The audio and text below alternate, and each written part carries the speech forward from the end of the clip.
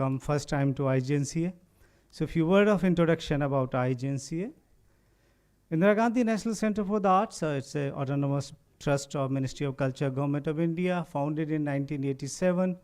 We have been continuously working on preservation, promotion, and dissemination of all forms of Indian arts in various programs through preserving the manuscript, digitizing it, and translating into Indian languages.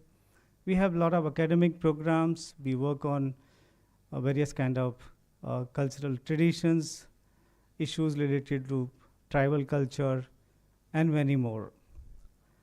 This program, which is being organized under the program IGNCA Book Circle, we almost every fortnight we organize such book launch and discussions. Basic aim is that a author do a lot of hard work in putting thoughts into on a piece of paper. Now it's very, very important that it should reach out to the audiences. So this program, which is being organized here, which will be later, this will be put on YouTube and being circulated the various social media platform to reaching millions of people, followers of IGNCA. So first, at the outset, I must thanks and congratulate author of the book, Dr. Sanjeev Kumar, for this wonderful work. And welcome to you, Dr. Sanjeev Kumar. And thank you for your consent to being hosting this particular event at IGNCA. In today's program, we have very eminent speakers. First in the list is our guest of honors, Dr. B.R. Mani. Beside an eminent scholar, he is currently holding a very important position of Director General of National Museum of India. So welcome, Professor Mani, and thank you for your kind, gracious presence. We have with us very eminent scholar on the subject, Professor K.K. Thapalial, who is a Professor Emeritus in Lucknow University, and I think who may not be knowing him in this field because his contributions have been recognized even by Government of India by honoring with Padma Shri Award.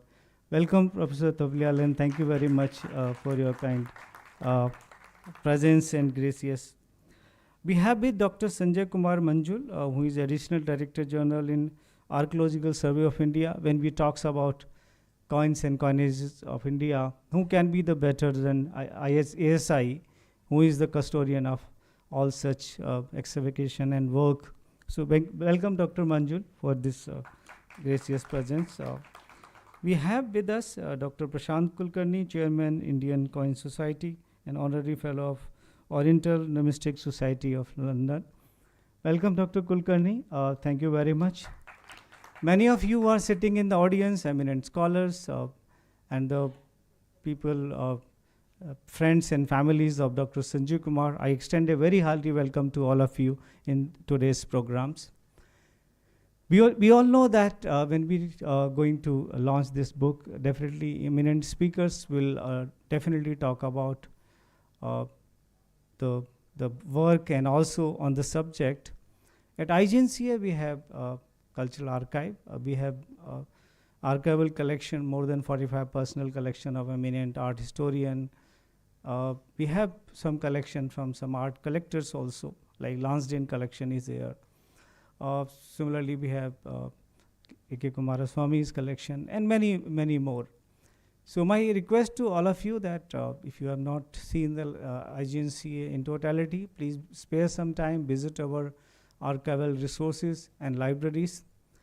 There's a lot to talk on this subject, but I'm not the right person to speak. Definitely have very eminent and very, very experienced scholar to speak on the subject. I leave that to them. Once again, I extend you a very hearty welcome to you and look forward to wonderful discussion and launch of the book today. Thank you very much.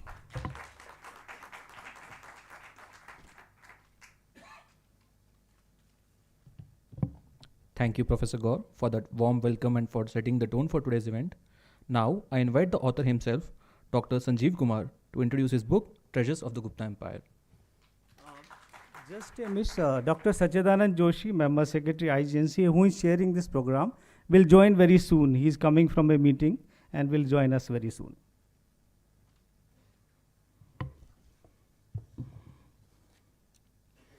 Hello, everyone.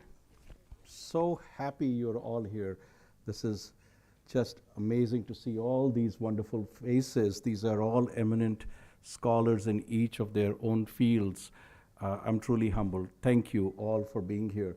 Thank you, Ramesh ji, for Professor Gaur for helping us launch this book here. When Joshi ji and Mani ji were in Chicago last year, they asked me to on the second book, please do it at IGNCA, and I'm so happy that this worked out. Manjalji, thank you for coming. So happy. Prashantji, thank you. And most of all, I am just thrilled that my hero, Professor Tapial, is here. He's, I won't tell his age, but he's older than probably everybody here. He came here with Mrs. Tapial just for this. And he came a few days early so he could be here with his son and daughter-in-law. And he came, when I told him the book was getting launched in Delhi, he insisted that he will be there, no questions about it. Thank you, Joshi ji. I'm so happy that you are given us this opportunity to launch this book here. Thank you. And now, thank you to all my friends and family, eminent scholars that have taken the time out of your busy lives to come and join us.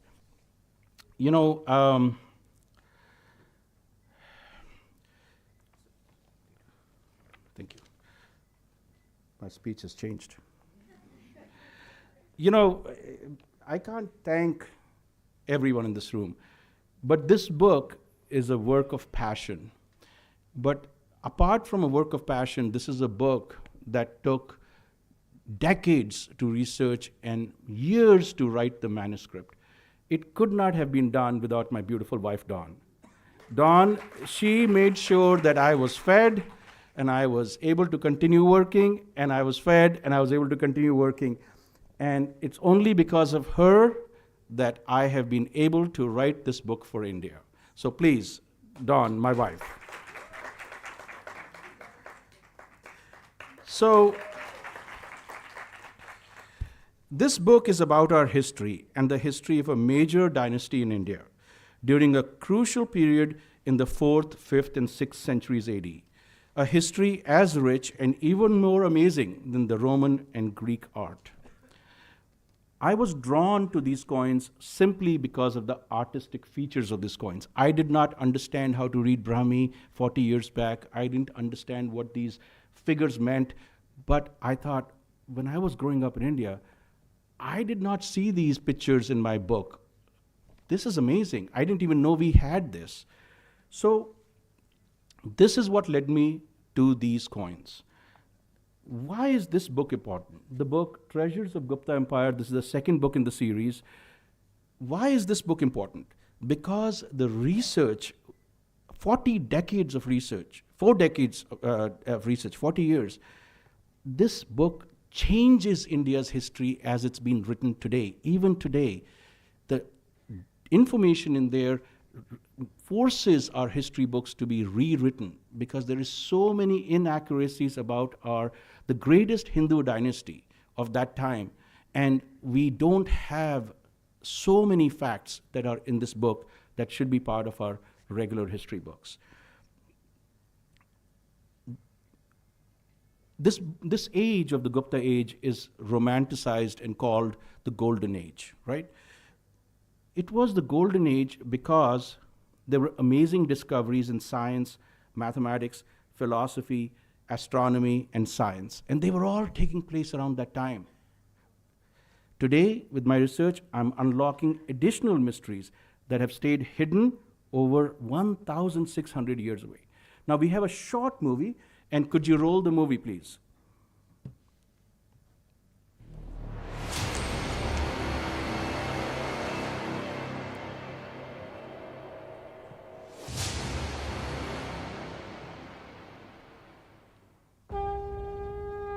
Imagine a time when India stood as the world's beacon of knowledge, prosperity, and culture.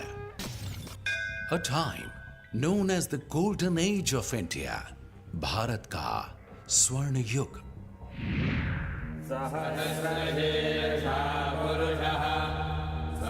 This was the era of the Gupta Empire, a civilization that shaped the very foundation of Indian history, art, and thought.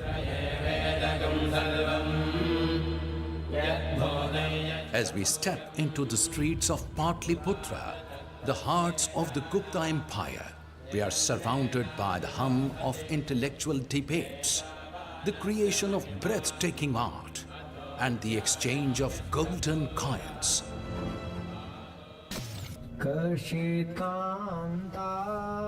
Great writers like Kalidasa, astrologer and mathematician Aryabhatta, and Varaha Mihira left their marks on literature, astronomy, and mathematics. The empire's patronage of learning gave birth to groundbreaking discoveries in medicine like Charak Sanhita and Sushrut Sanhita, which remain influential to this day.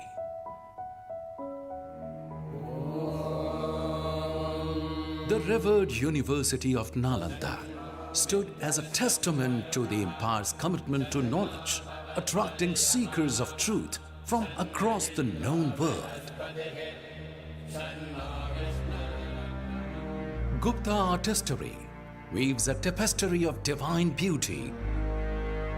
As skilled craftsmen bring the gods to life in stone and color. Every curve and line tells a story of devotion, passion, and creativity.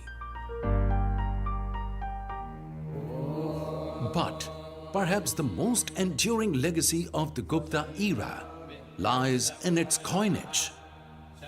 Each coin is a snapshot of history, with clues hidden within the design and ancient Brahmi script. And behind the artistic scenes we find the Game of Thrones of India, telling the story of greatest Gupta kings who ruled with wisdom, strength, and devotion.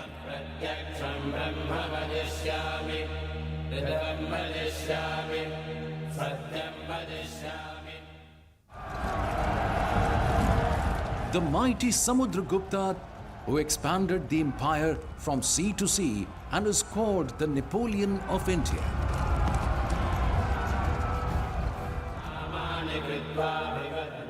Chandragupta II, also known as Vikramaditya, and Kumar Gupta, who gave stability and patronized scholars.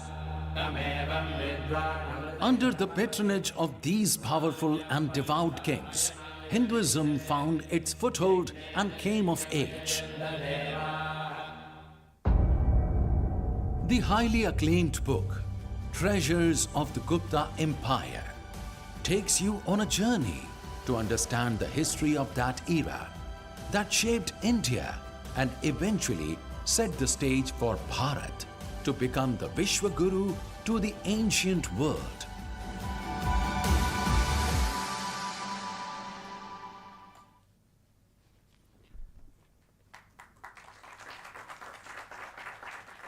All right, did you guys like that? Thanks to my team for making that. Well, this time during the Gupta age, this was a pivotal time in ancient India, when for the first time an effort was made to codify and establish the rules of how to represent the gods and goddesses of the Hindu pantheon, Vishnu, Lakshmi, Shiva. Yes, while the Vedic scriptures established the concepts, the question the craftsmen faced was how to visually show these deities to the masses in a consistent manner. Prior to the Gupta age, this was a problem. Lakshmi was shown also sometimes standing, rarely sitting, but if she was sitting, she was shown on a throne. How was the body of Lakshmi to be depicted? Was she supposed to be holding something in her hand? It was during this Gupta age when all the iconography started to get codified. The Shilpa Shastras were written down and established. This did not happen overnight. It took almost 40 to 50 years from the start of Samudragupta's Samudragupta the First's reign to the start of the reign of the next king, the second son, Chandragupta II. It was Samudragupta who, as is written in his Prashishti, the Allahabad pillar inscription, established what he referred to as the long forgotten Vedic traditions. All of our history books list this. But what does it really mean? Where is the proof? How do we confirm what that line in the inscription actually means? This is where my research comes in. In this book, I was able to document for the very first time that the iconography of goddess Lakshmi was codified during the early part of the Gupta dynasty. And it is fascinating to see that as it slowly is seen evolving on the gold coins of Samudragupta I around 340 AD. When studying his gold coins, which were issued early in his reign, I noticed that the goddess was not shown as Lakshmi. She was sometimes shown seated on a throne, because they had adapted the concept of this design of the goddess from the Kushana goddess Ardaksho. It was during the mid part of his reign that we start seeing very slowly on a few coin designs where the craftsmen start to add a few lotus petals under her feet, right?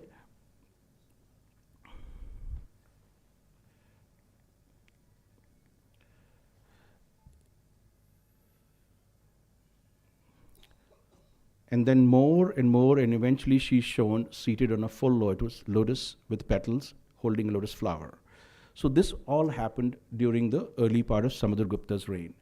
Scholars have been studying the Gupta coins for over 150 years, but I was able to finally show this evolution of Lakshmi and bring it to the forefront. Then I wondered, what else could we find if instead of looking at each coin individually, I tried to look for patterns? And suddenly a new world of hidden messages and meanings opened up. This was very exciting. The coin on the cover of the book is the Tiger Slayer type, right? So this Tiger Slayer type coin, in this coin, it is the first coins issued by Samudragupta when he was just a Raja. But in this coin, it does not say Maharaja Dhiraja, it just says Raja Samudragupta.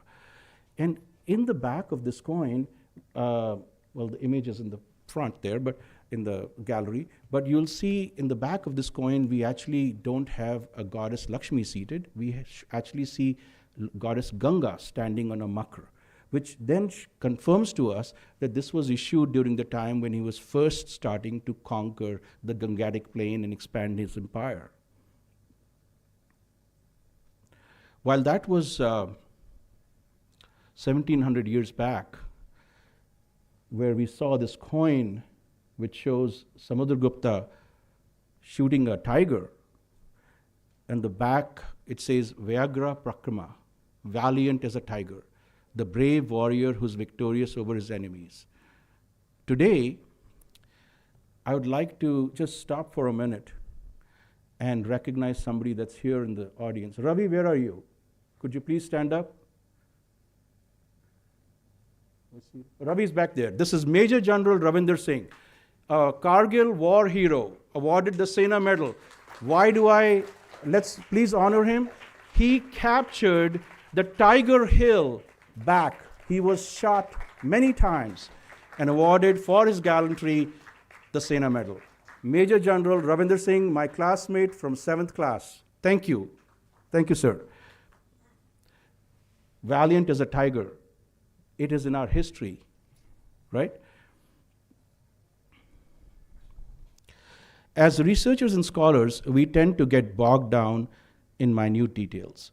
I did so too for a long time, till I was able to understand that in order to solve the mystery of ancient India, context was important. A macro view of the entire landscape also was important. And digging deeper, one had to look for clues hidden in the subtle messages and Brahmi inscriptions to try to find patterns within the data.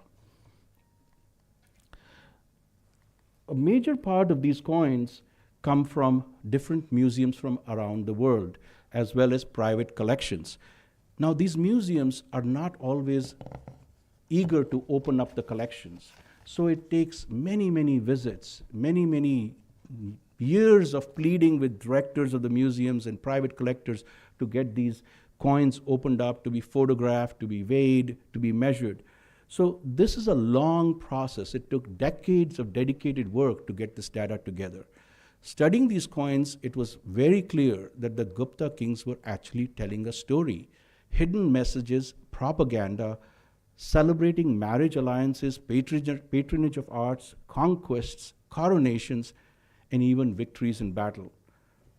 Sometimes you can stare at 100 coins for years and not know what to make of some of these messages.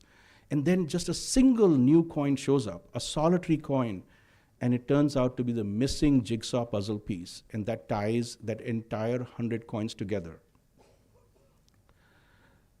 Scholars in the past century had access to just a small amount of data, but that did not stop them from floating conclusions that today we can just see are just plain wrong.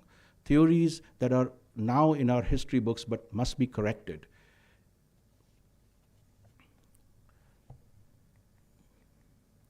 Now I'm going to show you a coin. By the way, this is the coin of Samudragupta, tiger slayer. On the back, you'll see goddess Ganga standing on a makar, right? And in the back, on the right side, it says Raja Samudragupta in Brahmi.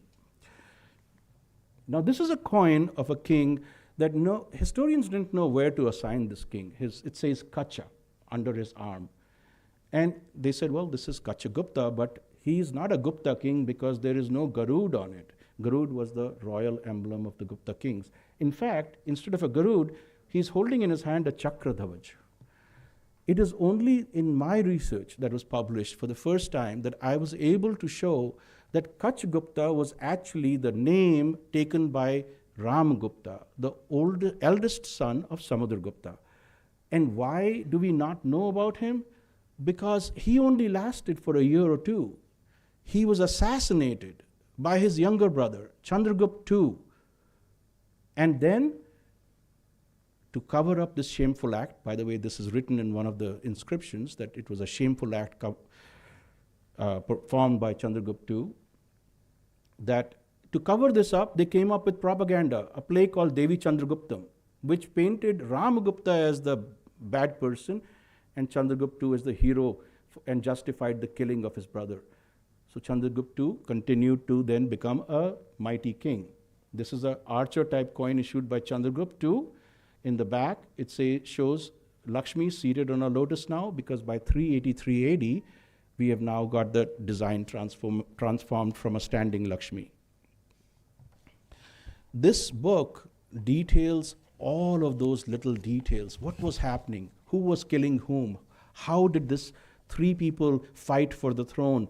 And finally, one person captured it. It is our India's Game of Thrones. It is the Game of Thrones 1600 years back, and captured on these gold coins, and for the first time documented in this book, Treasures of the Gupta Empire. Chandragupta II's ascent to the throne was a mystery. If you read 6 different history books, it would have 6 different things. Professor Thapiyal, his book, The Imperial Guptas, one of the best books on Gupta dynasty. Definitely a must-read for every history student. But these are little facts that coins help us establish the dates. Inscriptions help us establish the dates. This is a coin that is actually, you see in Terminal 3 of Delhi Airport. The front of the coin, obverse, is a big bronze plaque on the wall of that airport. This is Chandragupta II standing in a battle with a chhatra above him, a small person holding a chhatra over him, surveying the battle scene. And on the back, right, we see Goddess Lakshmi, but she is, and the Brahmi script there says Vikramaditya. This is the original Vikramaditya. What was the battle? What was he surveying? This was a battle to capture the lands controlled by the Western Kshatraps. They controlled the ports on the west coast, because the trade with Rome only happened through those ports. We had to ship through those ports up the Red Sea, port of Bernaki in Egypt, from land over there to the Roman Empire. And then from the Roman Empire, we got gold coins coming back to India, which were payment for the spices and all the other things that were sent there. Now, how do we know this battle with the Kshatraps was taking place? Because we have a lead coin here. The back of the coin shows the design of the Kshatrapas, but in the front of the coin, instead of Kshatrapa design, it has a Garud, the royal symbol of the Guptas. And underneath, on the back, the last line is the date in Brahmi. And this date translates to, we have similar dates on silver coins. This is Chandragupta II riding into battle. He's holding a bow, right? This is Chandragupta II with his queen. This is a king and queen type. This is the silver coin I was referring to. Now, silver coins of this were the one main currency in Gujarat.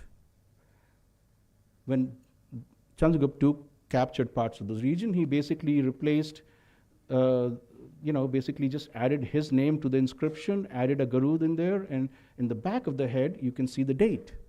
So we can date these coins, and we can know when was the siege of Gujarat and Western Kshatraps happening, and how long did it last.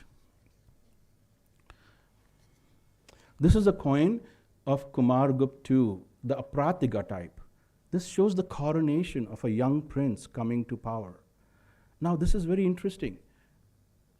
Kumar Gupta I, not Kumar Gupta II. Kumar Gupta I coming to power, his father and mother are basically blessing him, and he's becoming the king as a prince. He's shown as a prince here, right?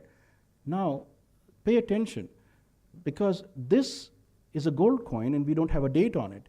But on silver coins of Kumar Gupta I, we see dates as early as 409 and 407 AD. And the last known of inscription of Chandragupta II is much later. That means concurrently, they were sharing power and ruling at the same time, both issuing coins at the same time.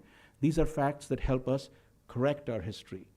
This is Kumar Gupta I riding into battle with the mighty elephants. Our elephants, Indian elephants, were feared. And on the back, well, that's a big explanation, I'll wait. This is a Kumar Gupta I Kartikeya type, Lord Kartikeya on the back, right? Beautiful, beautiful designs, rivals the Greek and Roman designs. Look at the artistry, and the entire coin is this big. Now just imagine the skill it took at the height of their power to make this design. This is Kumar Gupta I killing a rhinoceros. Where are the rhinoceros found? They're not found in Gujarat. They're found in the northern regions and the eastern regions. So this shows us that his kingdom, his empire, continued to expand northwards and eastwards. That's what this coin is portraying to us. Now, this is a very important coin. This is issued by Skandgupta. And the reason I put it here in the presentation is to show you that this coin was about, this shows a king and queen type. But the king and queen type is not a queen standing there. It is his lady is the Lakshmi. How do we know it's the Lakshmi? Because she's got a lotus flower in her left hand, and she's facing the king. Now we have Junagadh rock inscription, which actually says that he's taking the power as the king, Skandgupta says, by the blessings of Lakshmi. And this coin actually records that. This is a coin that changes history. First time published. In front of his nose and mouth, you see a Brahmi date. It shows a date of Gupta era 149, which is AD 468. These are important discoveries.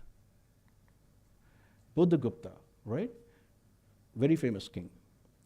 Huna king.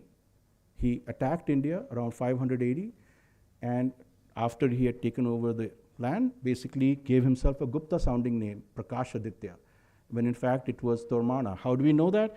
We look at the elongated head. That was the Sasanian style of, elongated heads.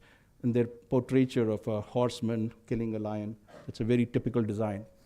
But what's next is the seal. When I first showed this seal to Professor Tapyal, he had to sit down. He was so excited.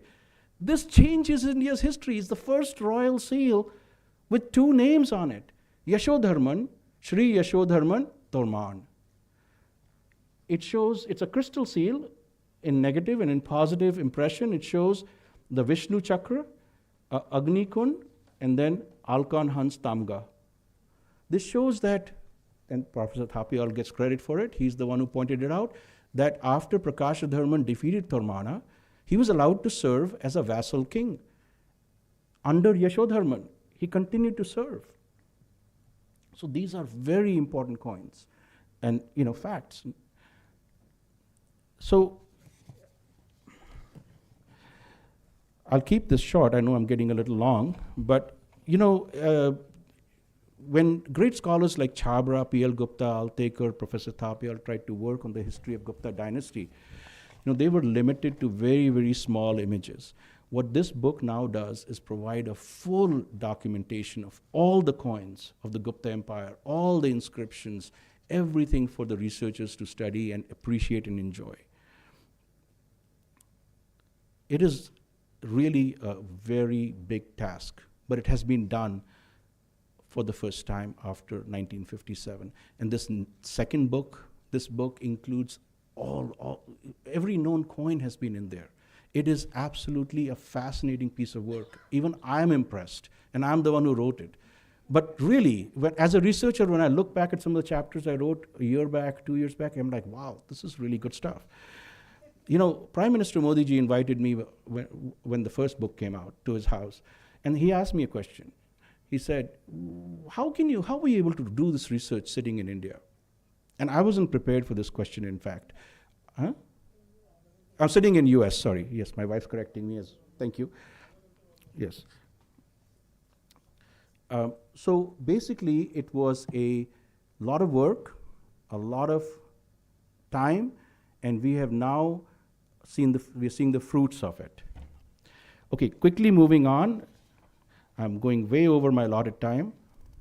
There is a lot of things in this book, from the scientific study, the X-ray fluorescence study, the effects of the Justinian plague, basically wiping out most of central India, which led to a Gupta dynasty basically just dying off. This is groundbreaking stuff in this book. And it is definitely something that a casual reader who tries to go through the book will really, really enjoy. I'm super proud of it, and I hope you all enjoy reading it. Thank you so much.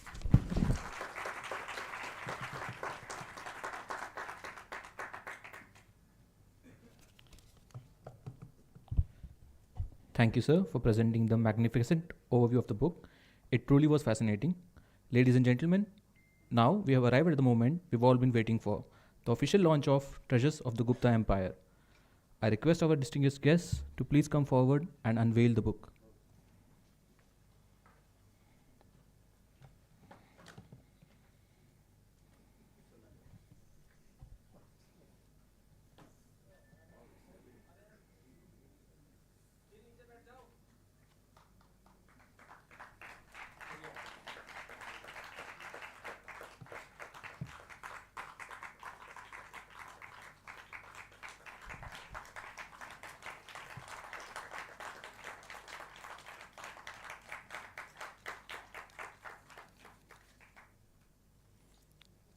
Thank you for that momentous unveiling.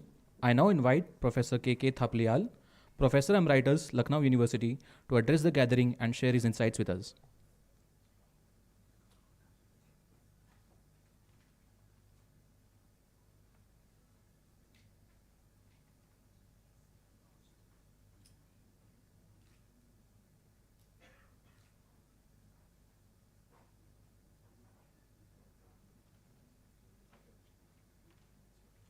Professor K.K. Thapiyal, we look forward to your address, sir.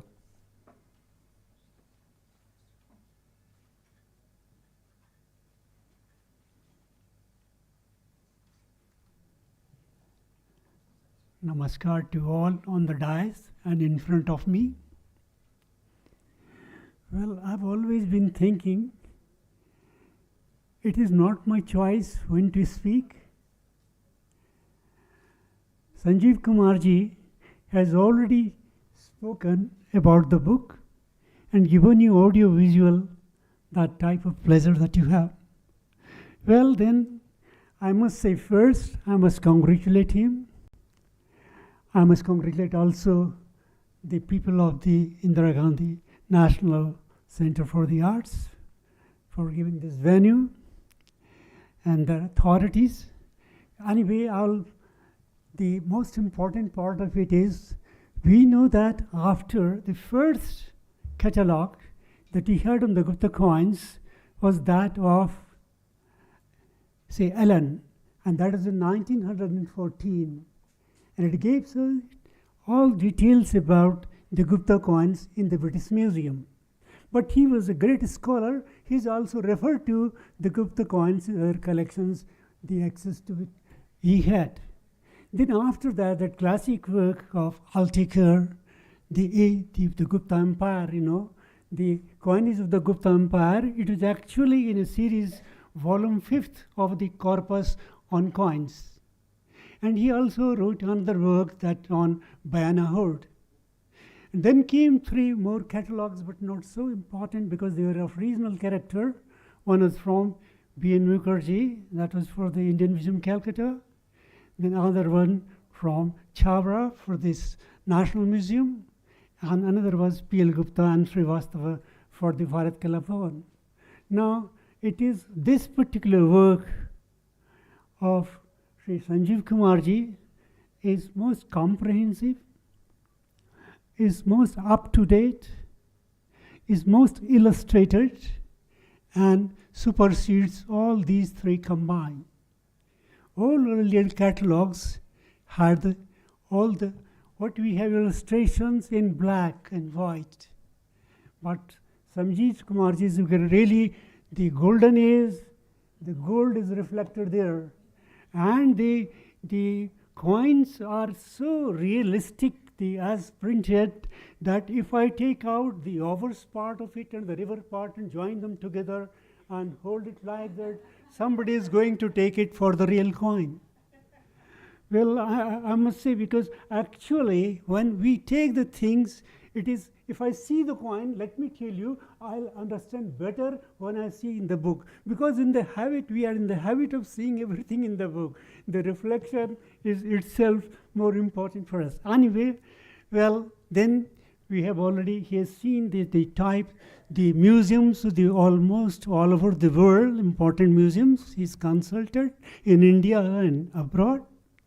And private collection, that is much more important because museums you can go, but it's very difficult even to know where the coins are in private collections. So he has studied them all, he has photographed them, he has printed them. The weight is that we hold it, the weight is in gold. We will see that the paper is glossy and the photographs emerge as if they are 3-dimensional. Well, I feel that it's going to provide a very basically the platform for the further study, for the research, and I feel that the coin collectors, some of whom know more than we professors know in the university. I've had occasion to see some coin collectors, to see lot of time seeing for magnifying glass, but he could know all the details about the things, minute details. Now, numismatics in itself is a science. If you just read an inscription, there is written there, Maharaj Sri Gupta, his son was Maharaj Ghatrotkaj, his son was Chandragupta first, his son. That you have written, you have nothing to bother about it. It is written there, you know it. But numismatics is science, you have to ask it. Tell me what is your metal, your shape, your size. Well, what is your weight? And then what devices you have, what legend. And then we have to say, well, ultimately, where have you been found? In how many numbers they've been found, and so on and so forth. So that's, in numismatics, you see, if you, metrology, for example, and he has, up till now, we all know the weight in grains. But internationally, it is now a custom to put the weight in grams. And he has done that. Well, I'm not going to follow. It's very difficult to remember. Well, this graphs, but then it has to be appreciated. The new generation has to pick it up.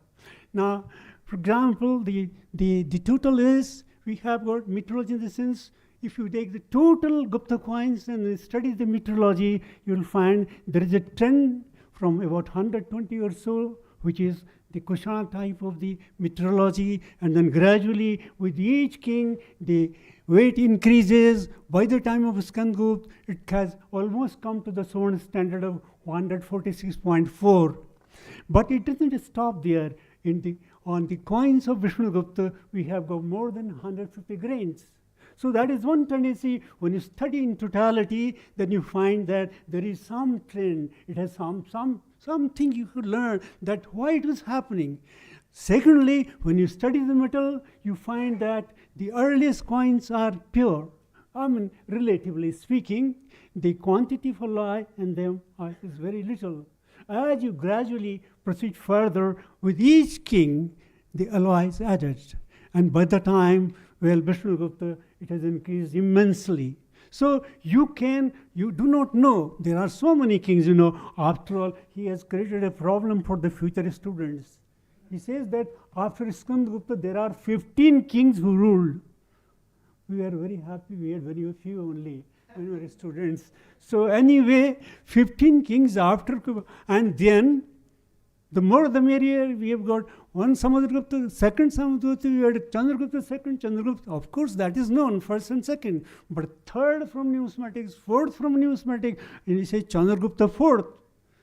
Well, we'll say that since he has given the basic thing for you, that is the photographs of the coins, each one of us have got the liberty and the occasion to study ourselves and see how far we agree with him and how far we do not agree with him. Now, for example, well, one thing that is for the first time I feel, and I have no hesitation to say, that as far as the Apradiki type of coin of Kumaragupta, that's, 15 interpretations have been made.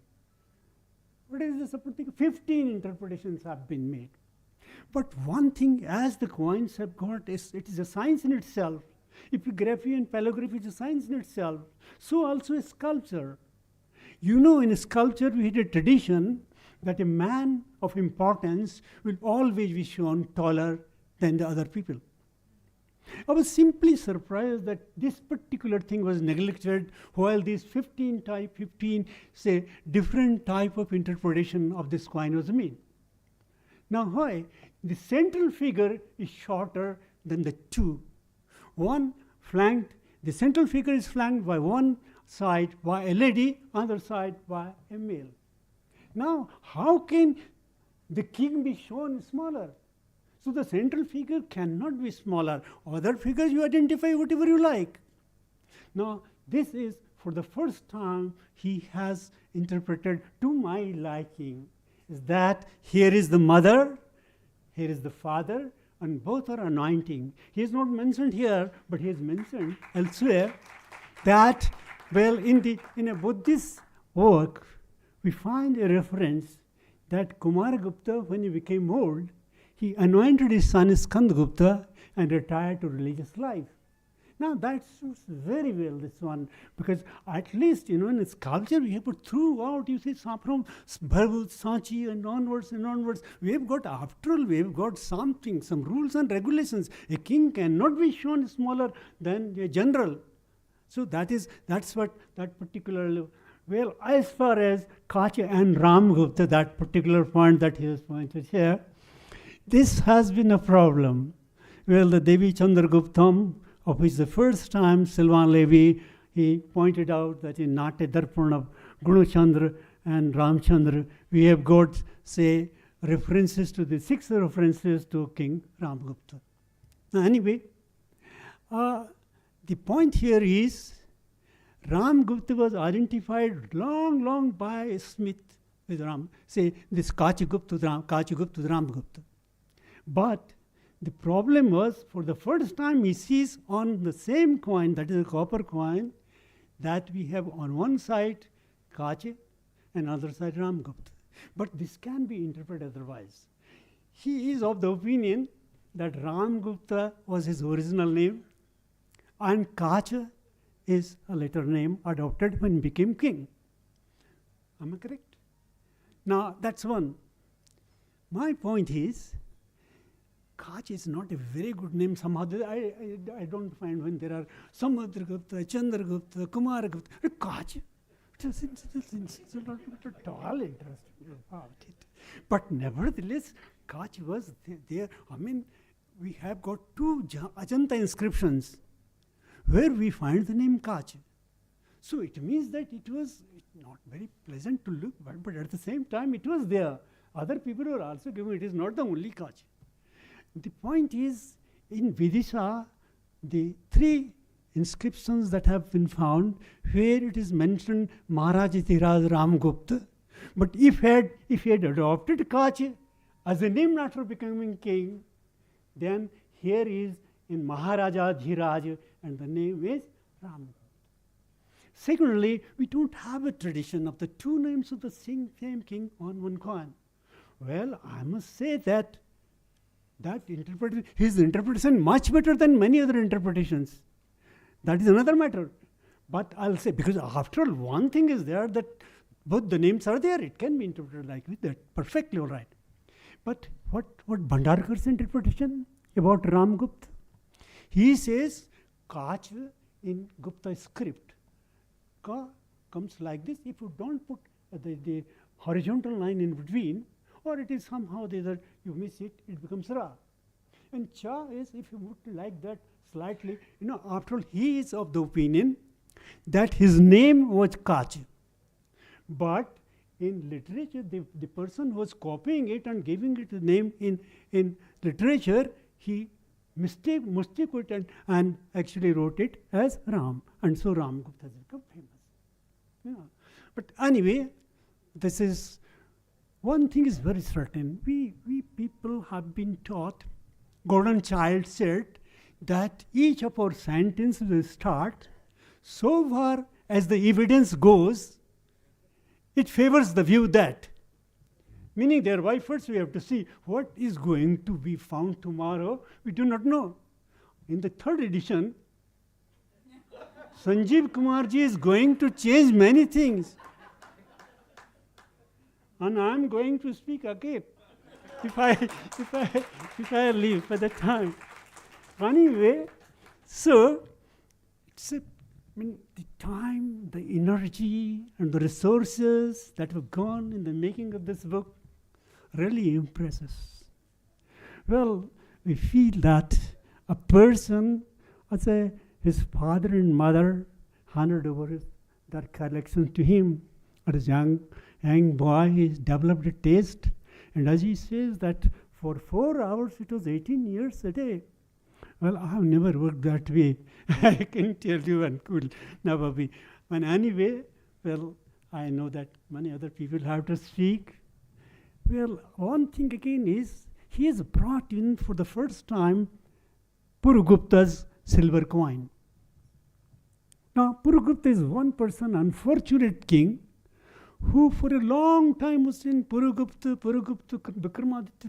Vikramaditya, and suddenly S.K. Saraswati one day wrote that what is read as Puru is actually Buddha. And Puru, in limbo, he went, forever gone, Purugupta. No Purugupta. And then he brings for the first time again. So there is life after death. I'm pretty sure. And Purugupta is once again revived. Another great contribution that I find is, he is not mentioned, I do not know why you forgot to mention, that is a seal of Maharaj Sri Gupta, isn't it? Now that seal is very important. Well, up till now there were certain sealings by sealings I mean impression of the seal. So a few impression of seal Sri Guptasya. But then when there is no title and it is not in gold, not in silver, it is the impression on a clay. So anybody could be Sri Gupta, or that king could be Sri Gupta. This is all. Say, we can't be sure about it. But the seal clearly says Maharaja Sri Gupta. There is no doubt about it. And then third, one important thing is that he has also shown a coin of Sri Gupta, and that is what is important. It has the device is the head of a the same type his head is that the Western Kshatrap kings have got on their coins. Now this is interesting. Sri Gupta could say issue coins. Normally we feel it is a privilege of an independent king. And here also he has something to say. He says Sri Gupta might have been independent. At that time, Ashoka was the greatest king of ancient India, yet his title was Raja. Kharmil was only king of Kalinga, his title was Maharaj. By the time of the Guptas, Maharaj has become the title of a feudatory, and it is Maharaja Dhiraj who is an independent king. Well, Sri Gupta was an independent king is not a very debatable thing. Anyway, I'm pretty sure I must know, sir, I've got a bad habit. That was the teacher, being a teacher, 45 minutes, I've got the habit of at least delivering a lecture for 45 minutes, but then I have to take. Anyway, thank you very much for inviting me to come here and to talk to you for something. Thank you for listening me patiently. And once again, congratulating Sanjeev Kumarji for his magnificent work. Thank you very much.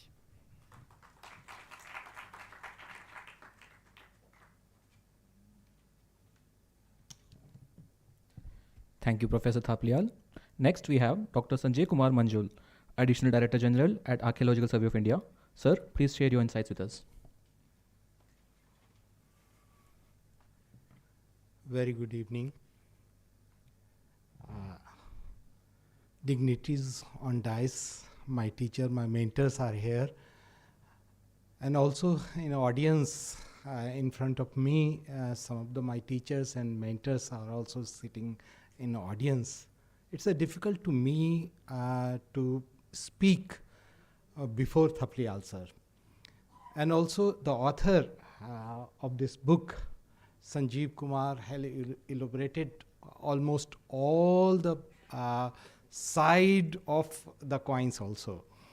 So it's really difficult for me. But yes, this book actually brought many new things which I have just gone through a little bit, like the XRF detail of all the metrological analysis, and also some of the fake coins included in this book. That is a very new one.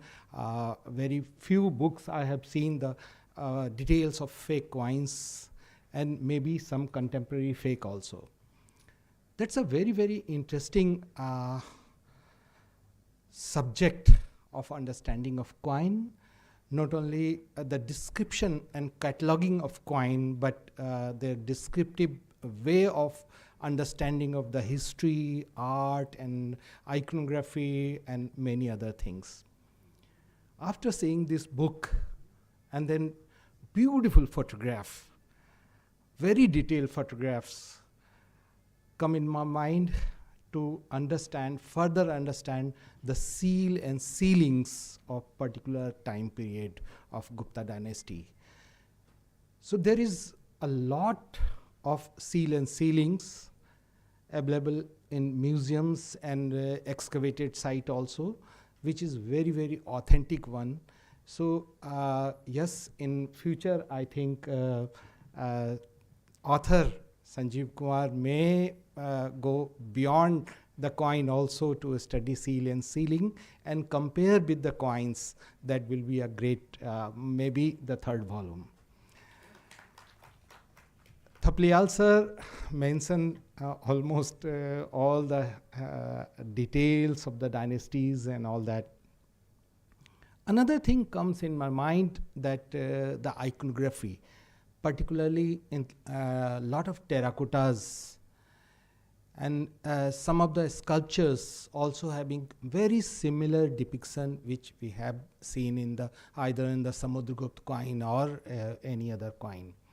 The similar kind of similar anatomy, similar things in coins and terracotta also.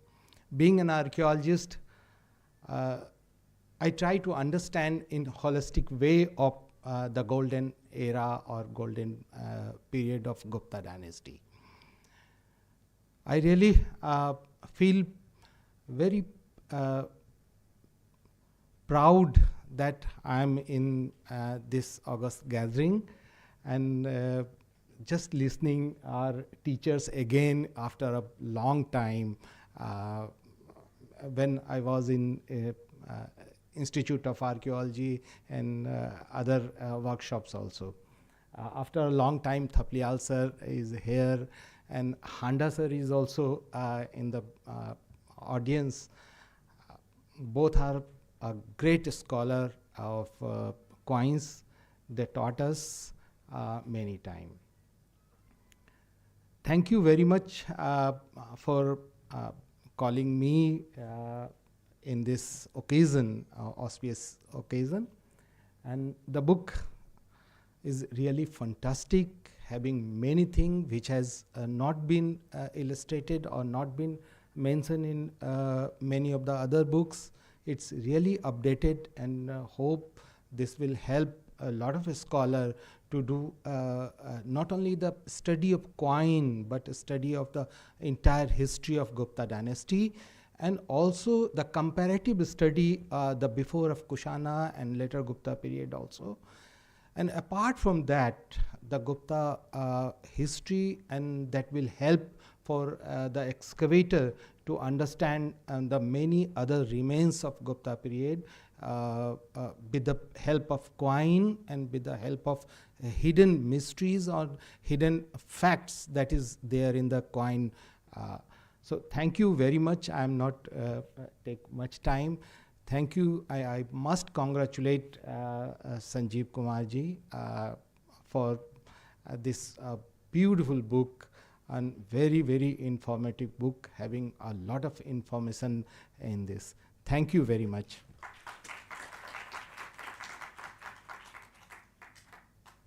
Thank you, sir. We now welcome Dr. Prashant Kulkarni, Chairman of the Indian Coin Society and Honorable Fellow at Oriental Numismatic Society, UK. Sir, we look forward to your address.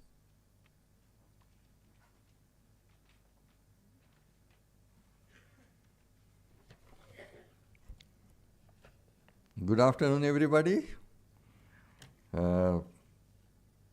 Sachidananda Joshi in the chair, Professor Thapliyal, Sanjeev, my great friend, and Sanjay Kumar Munjalji, and Dr. B.R. Mani, and all the dignitaries in front of me. I really thank Sanjeev for giving me this opportunity to talk here. I have seen his first book, which he produced in 2017, and that was well acclaimed book when Joe Cribb from British Museum wrote that it's much better than Ellen Raven's book. So we used to think that Ellen Raven's books was like the Gita, like the big thing. Nothing bigger can be made. But now this second volume he made in 7 years, just 7 years.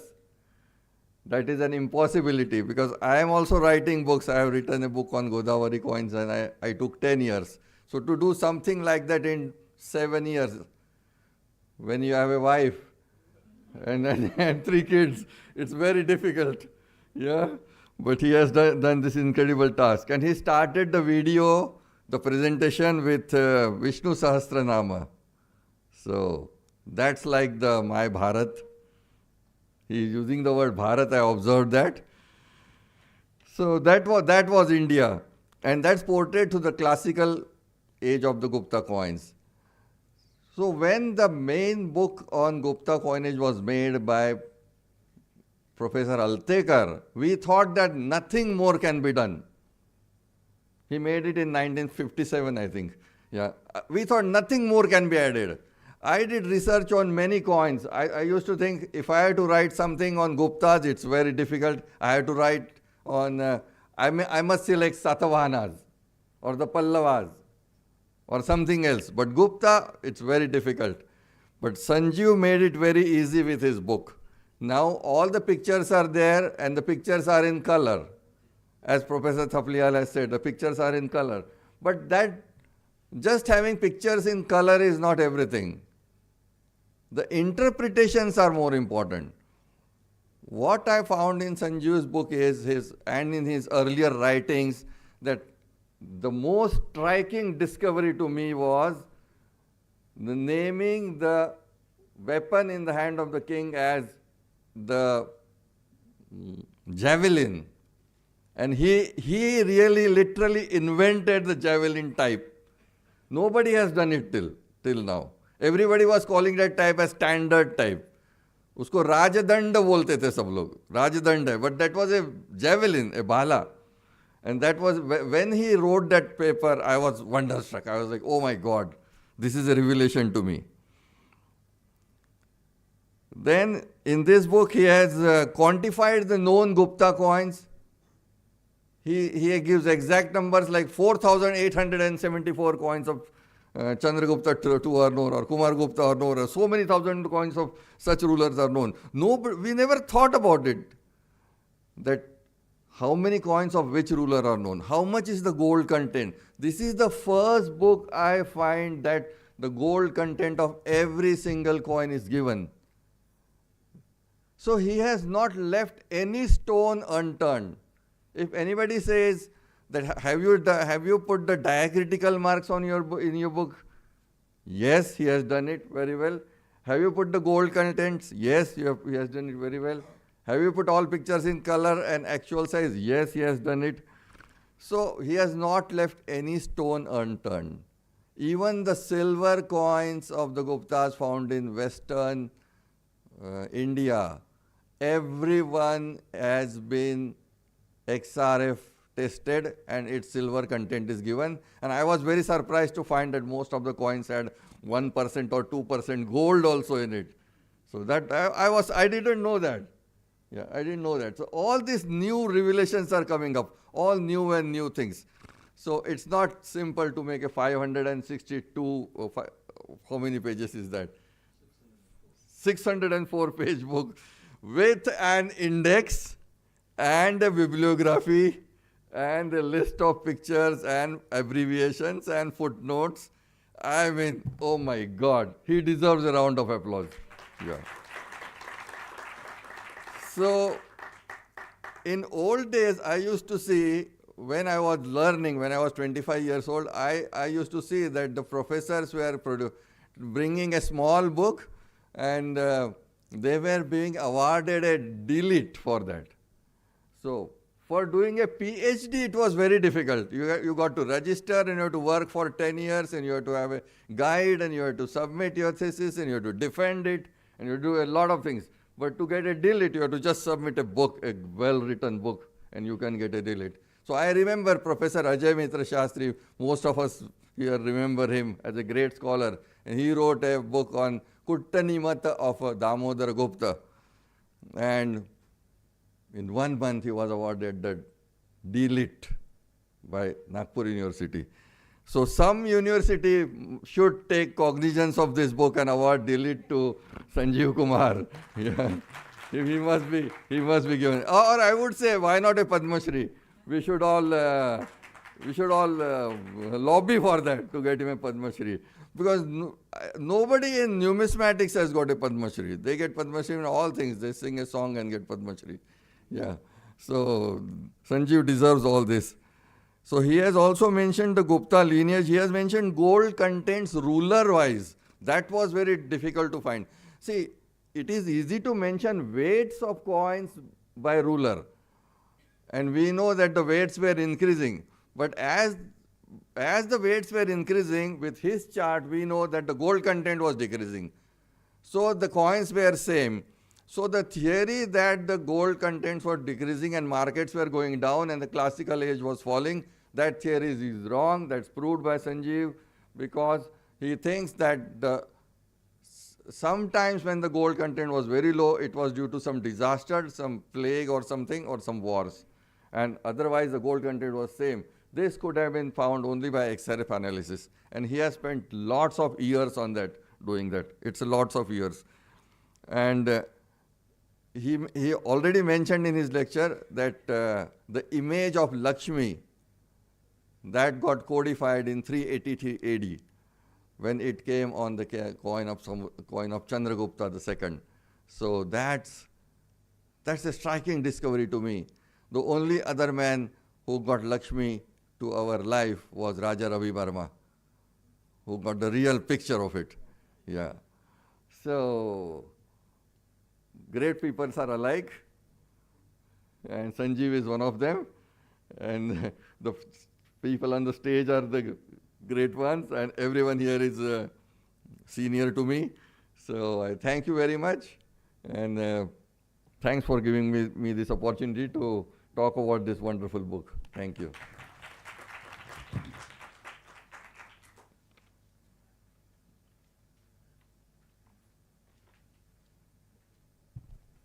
Thank you, Dr. Kulkarni. It is now my privilege to invite our guest of honor, Dr. B.R. Mani, Director General of National Museum. Sir, please share your remarks and address the gathering.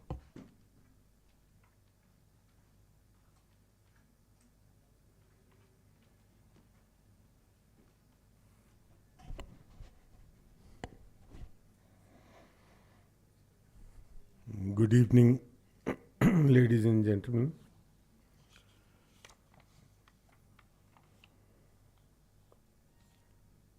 Dignitaries on dais and sitting in front of me.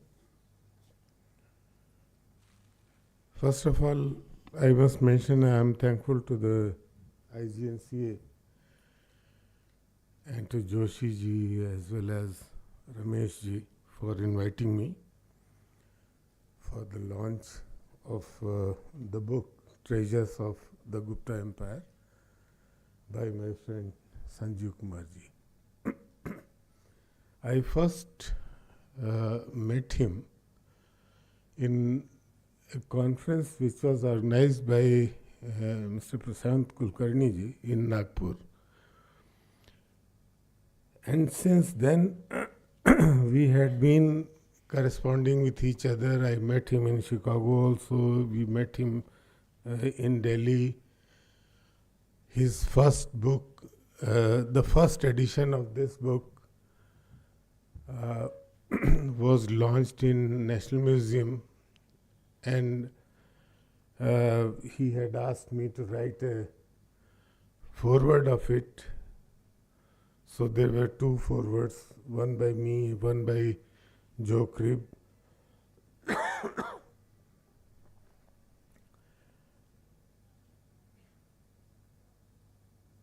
Now the thing is that he is not just writing on Gupta coins or making a catalogue of the Gupta coins. The part 2 of the book has got the catalogue. But he has been discussing about the art, about the situations prevailing in those times, in the 4th, 5th century AD, the history, and many other things. How the Guptas unified the country and controlled the most of the parts of the country beyond the present day boundaries, and they brought prosperity to the nation. In many areas, in scientific, literary, artistic, and many other areas, and how this manifestation made the period as golden age of Indian history. As already mentioned, Allen and then Altekar and others, they have worked on Gupta coins. In National Museum, we have the pieces of Gupta gold coins. But now we have in this particular book all the known types with proper illustrations. Whether they are available in Indian museums or museums abroad or in private collections. So it's a meticulous job which he has carried out.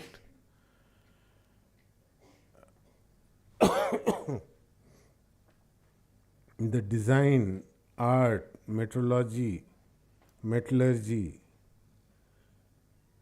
and not only that, he has discussed about the XRF analysis, the new types he has added from different collections which were not known. I was very much interested in the Hoorn coins also, and in the particular seal which mentions the joint rule of the Hoorn Tormar.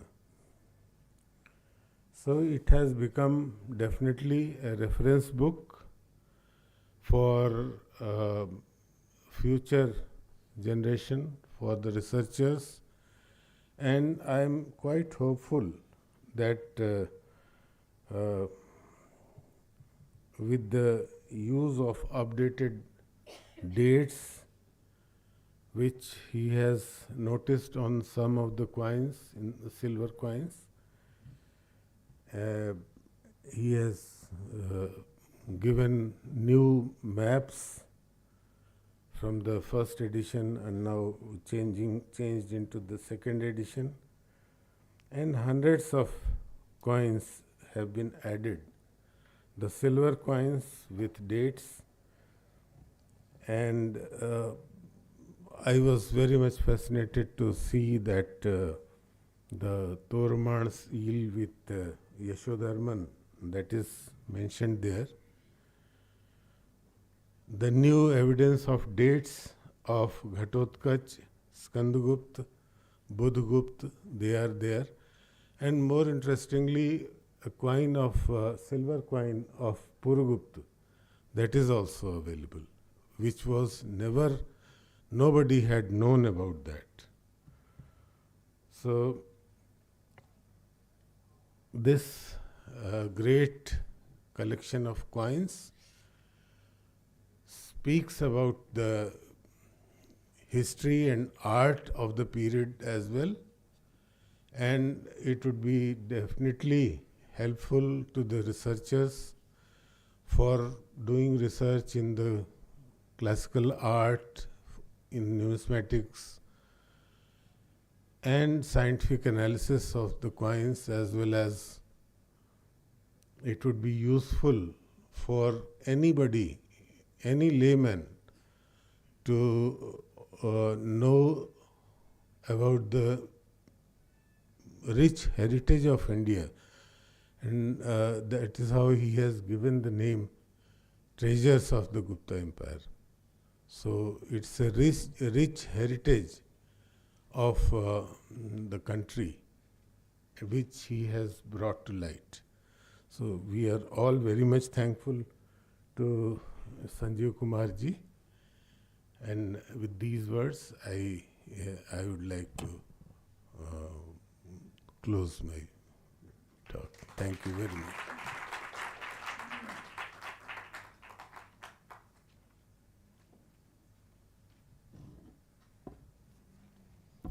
Thank you, sir, for your enlightening words. Finally, I request our chair of the evening, Dr. Sachinand Joshi, Member Secretary of IGNCA, to deliver his address.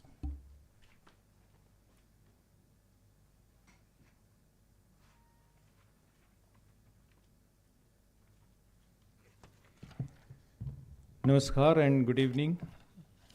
Most respected Professor K.K. Thapaliar, Dr. B.R. Mani, Shri Dr. Prashant Kulkarni, Dr. Sanjay Kumar Manjul, my colleague Professor Ramesh Chandra Gaur, and the showstopper of today, Sanjeev Kumar ji. distinguished audience, I must congratulate Sanjeev Kumar ji for this great work. And the entire credit goes to the lady sitting here in the audience who allowed him to continue this work for 7 years. In Bharatiya tradition, we have stories of great women who have supported their husband to do this kind of a monumental work.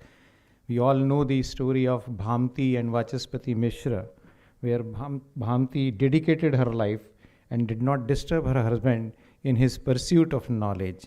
So Vachaspati Mishra titled the work which he was doing as Bhamti Tika, just to give honor to the lady. So next book you should dedicate to her and write her name on the book.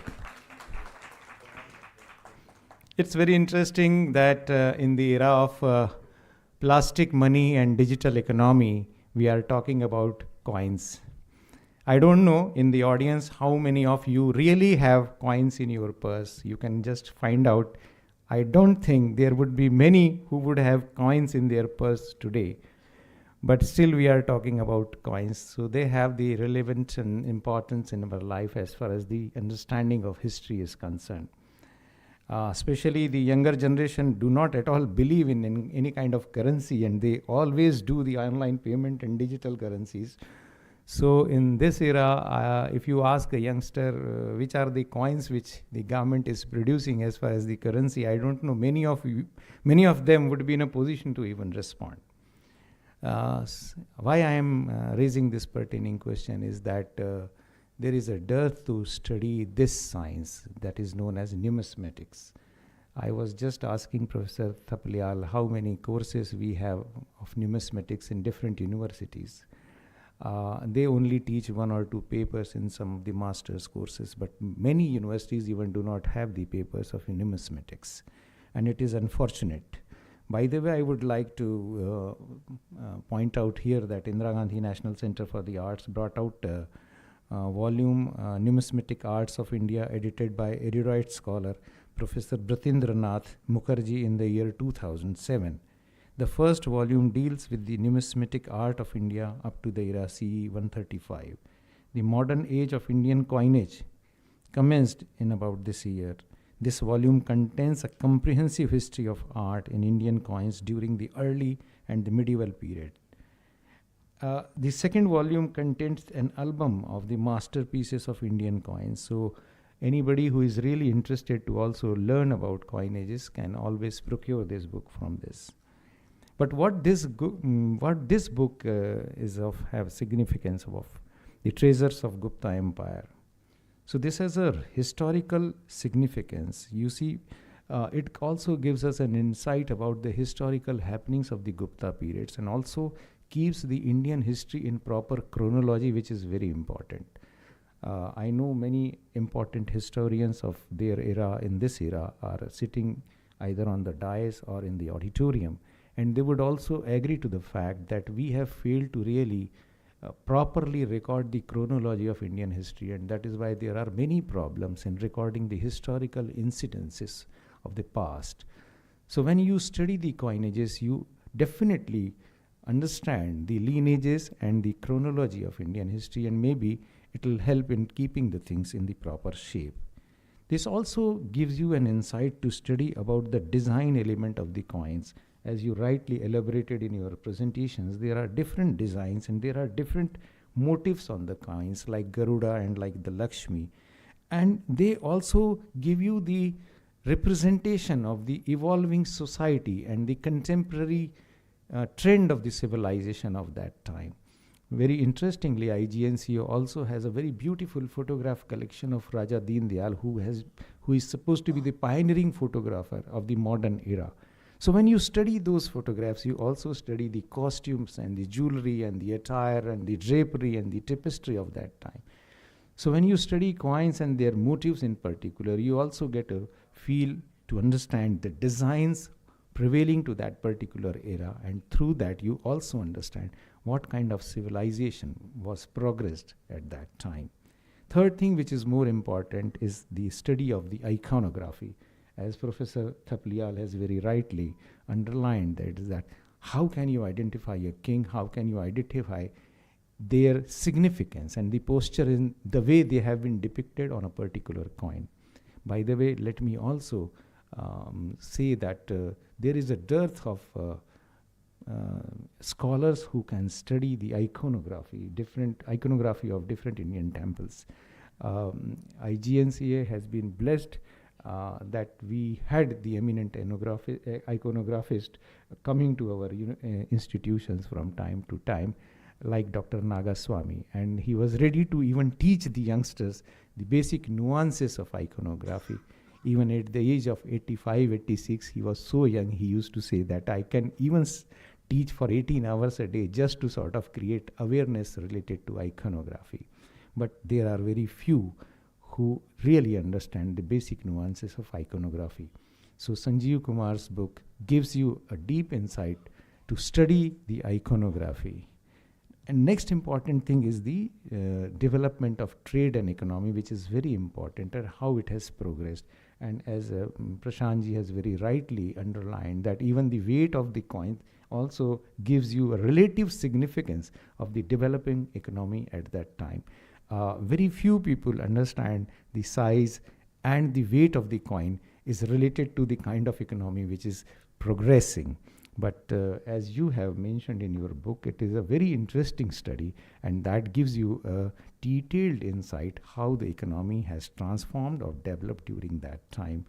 Very interestingly, by the way, in our coinages also, a 5 rupee coin is of a smaller size as compared to the 1 rupee coin. I don't know how many of you have noticed, but you can only differentiate that by the weight of the coin. So that's very interesting. But to give the detailed analysis of that period is something which only a person who has deeply immersed into the subject can do. And I think Sanjeev Kumarji has done that job quite fantastically. Although when I was listening to his lecture, I was also realizing that he himself was over mesmerized by his work. That's the beauty of the presentation. So rather than waiting for us to sort of give him a kind of an appreciation, he appreciated his work himself. That's the beauty of his deep involvement with the work. And I must congratulate you for that kind of a courage. Very few people have that kind of courage to speak that from a podium like this. Anyway, next thing which is more important is that it also gives an insight to the young historians to study their approach about the relativity of the history, which is very important. I'm very sorry to say the study of history has become too much stereotype and predictable. Very, very few young historians really apply their mind to do something out of the box and study something which is not really covered in their regular academic curriculum.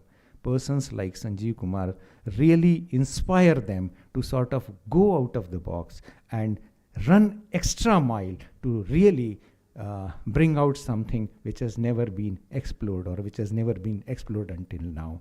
I'm sure that this book is going to create roars in the arena of history, not only in India, but throughout the globe, because it is again setting the context with a new dimension, and definitely people will talk about it. There would be some criticisms, of course, but I know Sanjeev Kumarji is brave enough to face those kind of a criticism. So we all must applaud him and back him for his courageous work and congratulate him that at least there is some person who has the courage to put the things in the right perspective. Congratulations and thank you very much.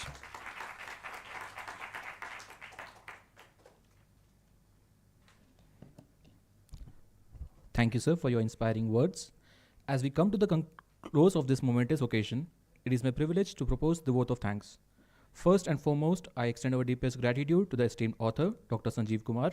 Your book, Treasures of the Gupta Empire, is not just a testament to your scholarly acumen, but also a significant contribution to our understanding of this golden period in Indian history.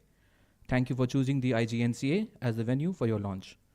We are immensely grateful to our chair, Dr. Sachinand Joshi, for gracing this occasion. Our heartfelt thanks go to guest of honor, Dr. B.R. Mani, for his enlightening address and for lending his expertise to this discussion. We extend a sincere thanks to Professor K.K. Thapliyal, Dr. Sanjay Kumar Manjul, and Dr. Prashant Kulkarni for their thought-provoking addresses. Your perspectives have enriched our understanding of the book and its context. I would like to acknowledge the efforts of the organizing team, without whom this event would not have been possible.